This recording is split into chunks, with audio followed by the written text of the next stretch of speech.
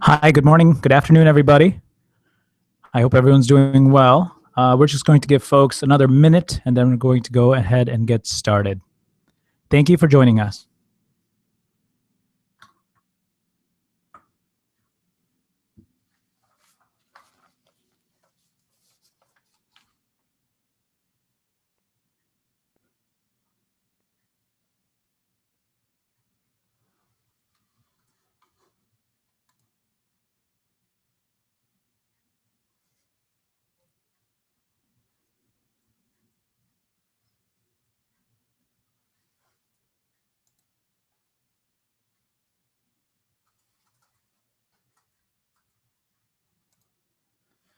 All right, great. Let's go ahead and get started. Good afternoon, everyone.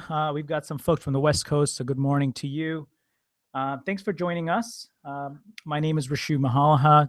This afternoon, we will be covering some of the fundamental building blocks of what we can do to create a better retention and expansion program. We have a relatively short amount of time to cover this topic. We have about 25 minutes that we'll spend. I'll quickly run through some key points, which include things around and stories around why business retention and expansion, what are some of the challenges in that space. Then we will touch on what are some strategies that can help improve the way communities think about R&E, how are they preparing for their outreach. And then we want to talk a little bit about tactics around the types of activities that can be conducted to really drive a stronger R&E program. And the session today really is a precursor to a training that we will be holding in January 21st. And so this is a primer. And so if you guys have any questions, feel free to chime them in. On your screens, you should see an icon, a question mark icon on your left. If you click on that, you should be able to enter in a question and we'll respond to them as we go through. So once again, welcome. I am with an organization called Jumpstart. Jumpstart is a nonprofit based in Northeast Ohio in Cleveland. And our focus is to help grow and strengthen regional economy. And we do that by really focusing on the entrepreneurial potential of those communities.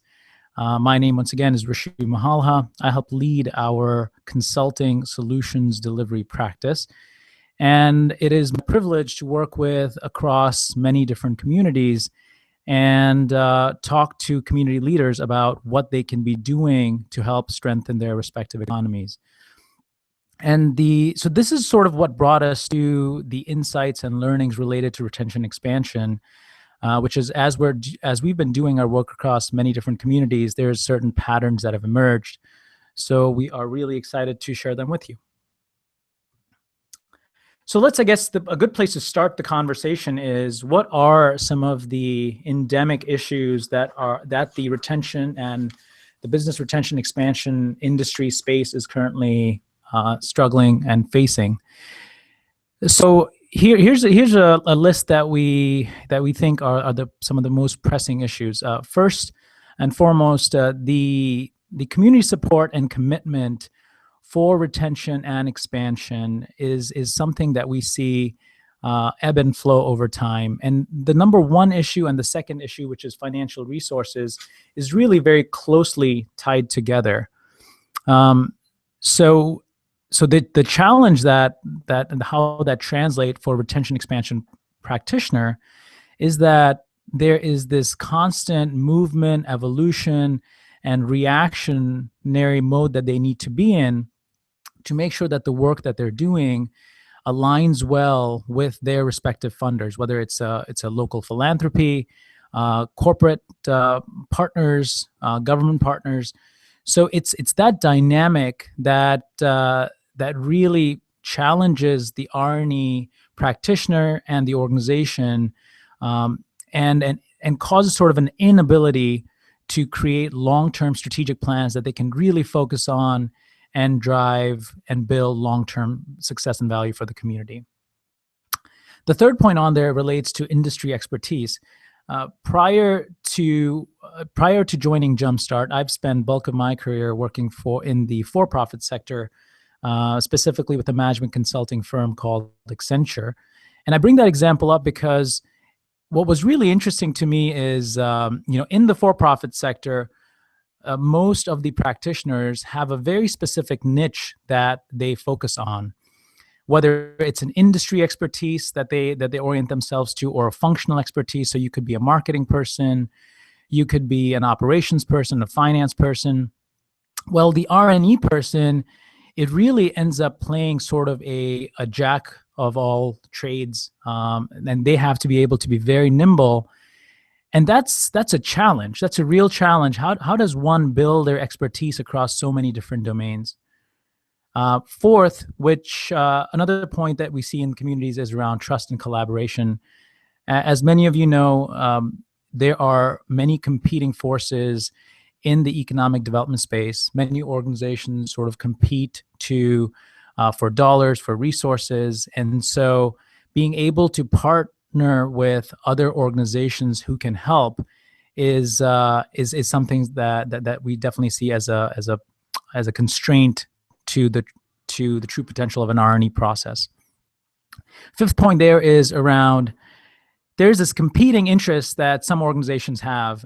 So if you're a chamber of commerce and you're going out and making retention expansion related calls, the reality is that, at the back of your head, there is a metric that you're also being held accountable to, which is how do you sell more memberships? So it's this duality that the R&E person has to face on, do I focus on solving my client's problem? And in some cases, that may mean that there's no specific activity that the chamber can do, but still, I'm going to provide the best service I can. So it's that duality that we see as a common theme. And the last two, around accountability and isolated experiences, really speaks to the point of, it's the sort of handoff process. A really great R&E practitioner, what they're doing is they're a great referral agent. They're jack of all trades. They have limited, deep expertise in any specific area. So they're really taking opportunities and handing them off to partners who can really tackle those issues well. And the lack of accountability and lack of being able to ensure that the people I'm handing referrals to can deliver value, at the end of the day, reflects back on the person who's driving the R&E process. So that's a challenge. And the isolated experience really talks to the inability for a practitioner to learn and share experiences amongst their peers, just because from what we see, many communities feel like they are isolated from the broader arena. So given those pieces, what is the power and the potential of the R&E practitioner? And it's really around, 2 or 3 key themes. First is, if you're doing your job as an R&E practitioner well, what you really are doing is you're great. You're a person who has this incredible Rolodex. You're a connector, you're a gateway, and you're facilitating dialogue between various disparate parties that are embedded in your community. You're becoming a trusted advisor, and it's not always easy to become that. The things we talk a lot about in our training is, how does an organization and an individual become more value oriented? And we've identified a set of specific mechanics and tactics that can be applied to make the individual more trusted. And part of that that we'll talk about is also acting as a regional and industry analyst. And really the point there is, an R&E person, as we're visiting on, 3 to 5 companies a week, dozens of companies in multiple months, you cannot be expected to be a business expert. But it is important for the R&E practitioner to be a regional expert. There's nobody in the region who should know the resources, how to sort of, what's the secret handshake you need to work around potential challenges in the community. That's That's the sweet spot. So that's the key focus that we're really trying to encourage in our R&E 2.0 thinking. On your screens, you should see a 6-stage process, and this is really how we think about the broad arena of business retention expansion 2.0. What does it look like? What are the elements? When we initially started the thinking, we kept our thinking constrained to just the outreach and the business engagement process. But what you'll see here is we are being much more expansive in our thinking. And the reason we're doing that is because one of the key challenges in the world of R&E is trying to identify, if I have a small town that is developing and conducting R&E versus a mid-tier town versus a large town, they all have unique dynamics that are at play. And amongst even a handful of small towns and cities, you will see dramatic differences in the community based on what types of industries they have. So it's always critical to start by saying, what is our custom strategy going to be that helps us deliver the most impact for our community? So just again, the point of today is really to touch on some big themes, and all of these themes we will be diving much more deeper into when we have our in-person training session on January 21st. So on the first half of the 6-stage process, the focus really is on how do we ensure that we are fully prepared to drive as much impact in our business retention expansion strategy. And the focus starts with, what's our strategic objective? Who's going to be on the team? And that's a really powerful concept, which is typically practitioners tend to think of, when you think about who's on my team, you look around the office and say, okay, I'm getting paid to do this, and I have 1 or 2 other people, and that's my capacity. And we've been able to really start thinking much more in terms of what are the broader set of community assets, whether it's the business leaders that your organization is connected with, and how can you create a really rich referral network. So again, those are some of the dimensions we talk about. The point 2 around the targeting strategy. So the visual data that you're seeing on the bottom half of the slide really speaks to when we think about community, it can be a combination of many different things. You can say, I have some really great networks and personal connections, so these are the business owners and CEOs that I'm going to reach out to. Or you can say something like, I know that in my community, I have just a much more powerful cluster related to manufacturing, or it could be around plastics. And so that's where I'm going to focus. The point is, whatever the decision you make, it needs to have an evolutionary element to it, which is the work you're doing today has to connect to supporting the work you're going to do 6 months from now. And that has to support the work you're going to do 18 months from now.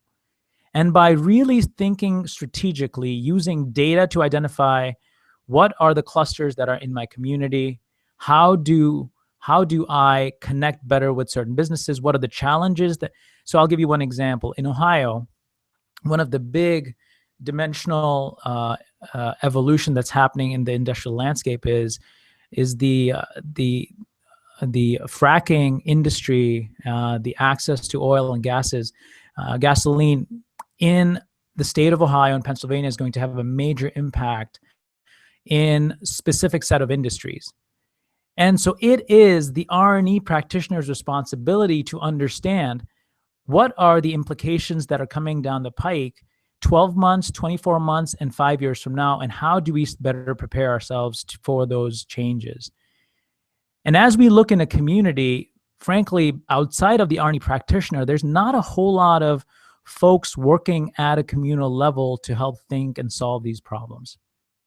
And the last piece is pre-work analysis, which is all about how do I prepare myself so that I can have really intelligent conversations with the clients that I'm visiting. So on this slide, what you'll see is we sort of modeled this sheet that you're seeing after the work that we do with entrepreneurs, which is anytime we're working with entrepreneurs or startups or existing businesses, we try to lay out the story of that business on a simple one-page document to see, okay, left to right, who are your suppliers? What are you doing? What's your core competencies? What are the products you're producing? What's your financial model? What and who are happening at the industry level?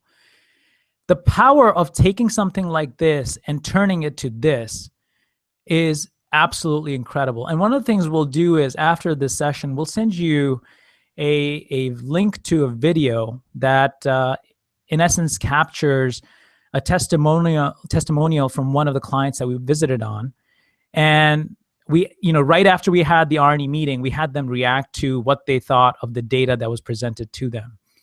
And they were absolutely rave reviews. The point is this: if an R&E practitioner uses the methodology that we've laid out, uses the tools that we encourage them to use, and the power of this is that most of the resources we're talking about are pretty much free. There are databases that one can tap into through their local community resources and get 80 to 90% of this information by spending as much as 2 to 4 hours. And by walking into a business with this type of insight and data, you dramatically change the form of the conversation. Rather than the conversation starting with, I'm Rishu Mahalha. I'm here to talk to you about your business. Tell me about your business. We start with a hypothesis, which is, we have some understanding of your business. Clearly, we're not experts, and we may be wrong in some of our hypotheses, but we think that given certain industry movement and what's happening in your business, here are some critical challenges that you may be facing. So we've already framed up a very specific question and challenge, and now we're having the businesses react to whether we're right or wrong. And so you're cutting out all the formalities and getting right into the meat of the conversation. So the second half of our framework focuses on how we actually create value. So we talk, again, in our methodology, we talk a lot about how we think about outreach. Who are we going to target? How do we engage with our clients? And you will hear both today and as in the training, you'll hear this theme consistently around value proposition. So it is critical for a BR&E person to be very value creation oriented. And we sort of did a back of an envelope calculation on if you're taking a CEO's time, working, the CEO runs say a 10 to 30, $40 million company. How much value, can you quantify the amount of value that you need to create for that specific organization? And let me do this. I'm actually going to put a little poll out there, and we'll put it up in a second. I'd like to have you guys respond to what's the dollar figure that you think in value that you need to create for a company if you want to make it worth the CEO's time. So anyways, that's a pop question. You'll see something pop up on your screens in a bit, but be thinking about that. And then the last piece of the story is around how do we learn, share, and how do we share data and learn from it so that the next time we go around it, we're being very, very, we're learning from our experiences and we're being much more value additive in our discussions. Okay, here's a sample of one of the tools that we use. So we have a relatively simplistic framework that we use to capture a list of all the regional be helpful in supporting a BR&E exercise. In Northeast Ohio, when we conducted this exercise, we started and slowly the list started to grow. We started with 30, then it became 40. Slowly we started identifying more and more resources. We were up to 70. By the time the exercise was all said and done, we ended up with about 170 resources that were on this matrix. And that's important because remember, if we go back to the last screen, it's all about value creation. And we also know that the R&E practitioner can't be an expert at everything. So it's critical that they're bringing in the right set of partners to deliver value as needed. And one of the last pieces that I wanted to share with you today is around a simple case study. So we are currently working with a community in Richland County, and with the Richland County community, and testing out the retention and expansion framework that we just shared with you. Historically, we'd heard that in the R&E process, the practitioners were having a difficult time engaging with the businesses, were having a difficult time getting a hold of the CEOs. And so we applied our methodology, and just to give you a simple sample set, we were able to set up 12 meetings, and we did that by being very aggressive in working with all this community stakeholders that we had direct influence with. We asked them to provide us referrals. And so we had 12 outreach events. In those outreach events, we identified roughly 5 to 6 very actionable opportunities with each of the companies. And mind you, prior to this exercise, the feedback that we heard in the community is, we go in and we talk to businesses and they just aren't opening up the kimono. They're not telling us what their needs are. And so you go from that mindset you're seeing here, which is 12 companies, 63 actionable items. As you can see, a lot of the issues relate to workforce, and roughly of the 30 or 40 jobs that were identified, there's a tremendous opportunity, a very practical opportunity to figure out how the R&E practitioners can help deliver value. Okay, and so let me go to the last screen. So hopefully what you've heard and seen today is a little bit around the stories of what are some of the struggles in the BR&E program today, what are some of the strategies, and how do we frame up our thinking related to the outreach process? What are some of the practical tools that can be developed, adopted, and all of these points we will go much more in detail during our training. Quick pause, and I am going to hold the mic over to my colleague Christina, who will talk a little bit more about the upcoming training session.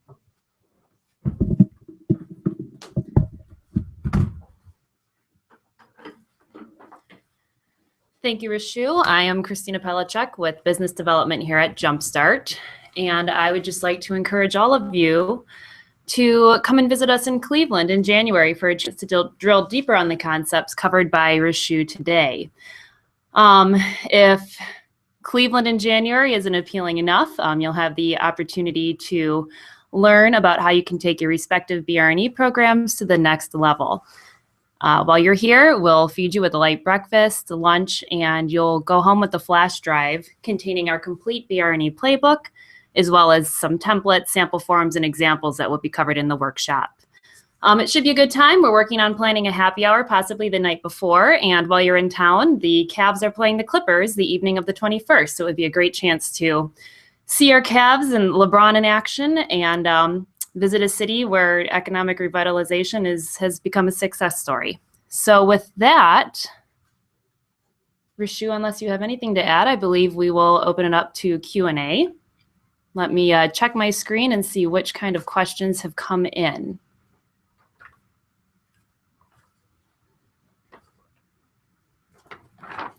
Okay. So Xavier asks, what outcomes can we expect from attending the training? Great. Thank you, Xavier. Great question. Let's see. The training, the way we've set up the agenda for the day, we are going to try to span across keeping the conversation high level enough that regardless of which community you come from, whether it's a really small rural town, mid-sized city, our framework is going to apply to your respective communities. So we really want the 6-stage process that you saw. We will be touching on how do you take that and customize it to your respective communities. So that's at a high level. Then very quickly, we'll get into a lot of details around specifics, such as if I have 2 to 3 hours to prepare for an outreach call, what can I be doing to spend that time the most effectively way possible? So we will show you what resources you can use, where you can do the research, how you build the templates out. The other really big piece that we've seen communities struggle with is to think about how do I build my team out? How do I make sure that I can even get in the door with many different organizations that I'm trying to connect with? So we'll share with you tactics and strategies on how to build your team further. And what we find is every community has some really great hidden gems by pulling together a combination of volunteers, business leaders, government leaders. There's a way to really empower the R&E outreach team. So once again, high-level framework, lots of details such as how do you use data to drive R&E. We'll be talking about how do you measure your R&E activities, how do you learn from your activities, and then and issues such as team building. Now, one more thing I want to add is as part of the training, we will be providing you 1 hour of free pro bono support after the training session. So as you leave, and if you have questions around what, how to apply some of the things you've heard and how you apply that in your respective communities, certainly it will be our honor to work with you and thinking through some of those details further. So hopefully, Xavier, that helps answer your question.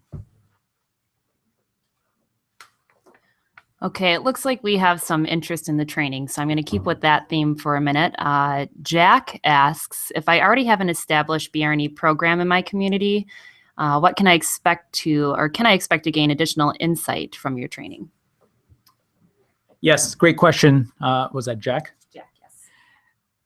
So Jack, I assume that you're joining the call today because you're seeing certain opportunities. Now, every R&E practitioner and every community has different degree of needs. We have purposely built a framework that's adaptable and yet drives impact to various sizes of communities and to R&E programs that have different longevity.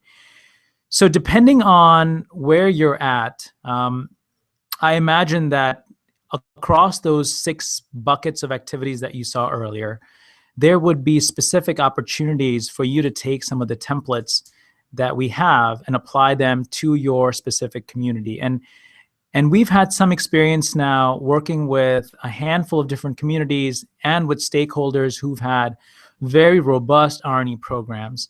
And when they've sat through our training session and taken the program back, they have left with feeling a lot more empowered given the specific tactics and materials that we provided them.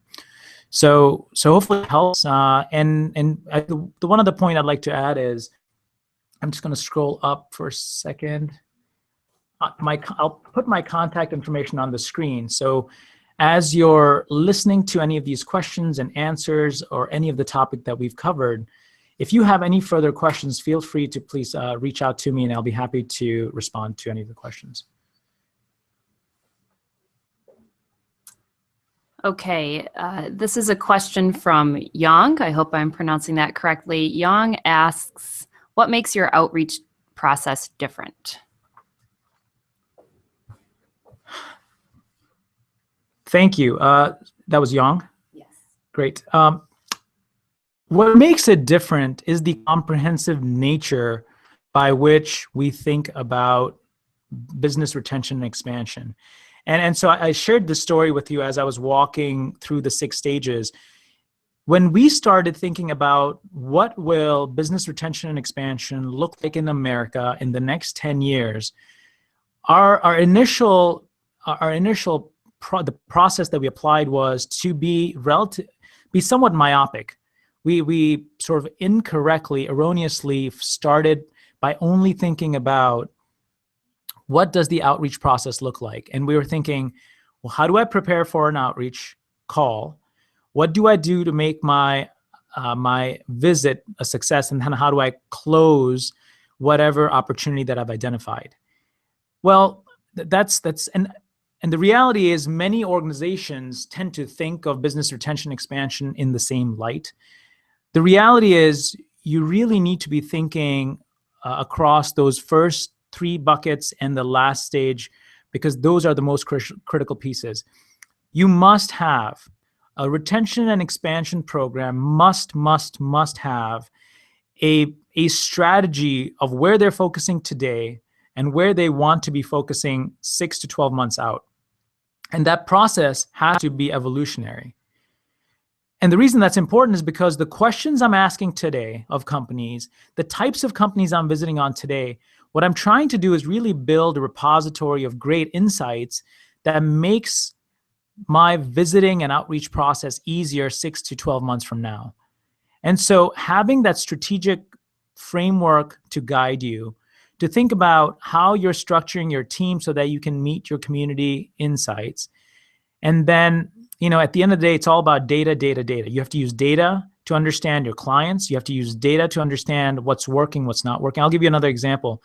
After we do our R&E visits in one of the communities where we're working, after every visit, we send within 48 to 72 hours, we send a summary of everything that we discussed with the client. And at the bottom of that email is a web link that asks for feedback. So it's live feedback. We just visited you.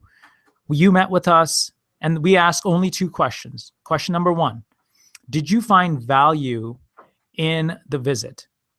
And second question we ask is, if you found value in the visit, would you be willing to give us referrals to other peers who may be interested in speaking with us? And our scores across those visits have been through the roof. And so it's about that sort of confidence in knowing that the conversations that I'm having are impactful, and they're so impactful that I will measure every single visit and be able to quantify that outreach. I think those are all the dimensions that are very unique in our business retention and expansion methodology. And hopefully you'll find that interesting.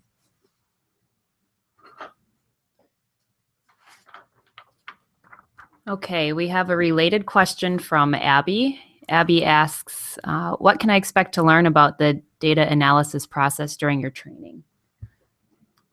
Great, thanks, Abby.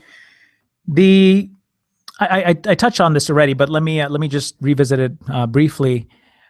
One of our big learnings in the process was the amount of data that's available for free in your respective communities that can paint an incredible picture of what is going on in your respective communities. And so what we did is we started by visiting about a dozen different libraries and institutions that hold different types of databases, et cetera.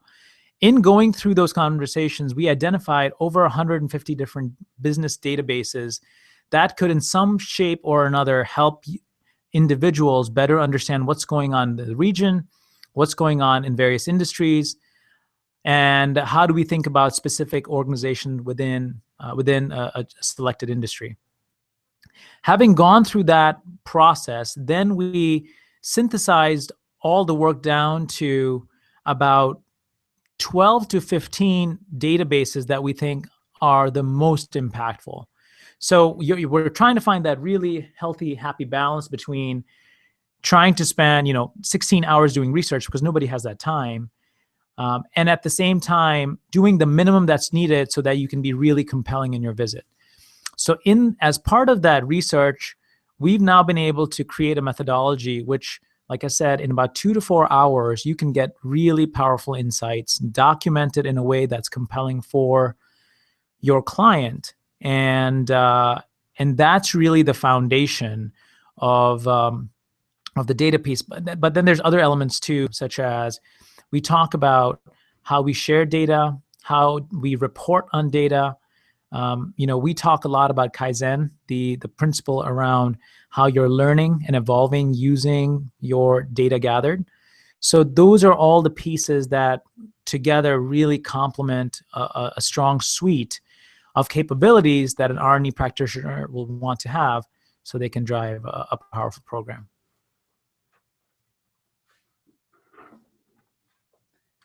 Okay, and there are a few other questions on the screen here, but we are just about out of time.